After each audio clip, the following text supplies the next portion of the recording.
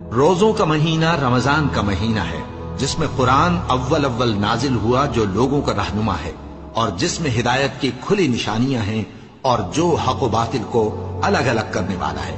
تو جو کوئی تم میں سے اس مہینے میں موجود ہو چاہیے کہ پورے مہینے کے روزے رکھے، اور جو بیمار ہو یا سفر میں ہو تو دوسرے دنوں میں روزے رکھ کر ان کا شمار پورا کر لے۔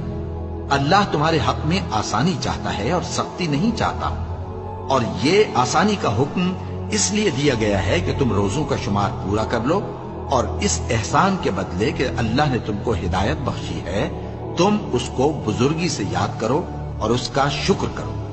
اور اے پیغمبر، جب تم سے میرے بندے میرے بارے میں دریافت کریں تو انہیں معلوم ہو کہ میں تو تمہارے پاس ہی ہوں۔ جب کوئی پکارنے والا مجھے پکارتا ہے تو میں اس کی دعا قبول کرتا ہوں۔ تو ان کو چاہیے کہ میرے حکموں کو مانیں اور مجھ پر ایمان رکھیں تاکہ نیک رستہ پائیں۔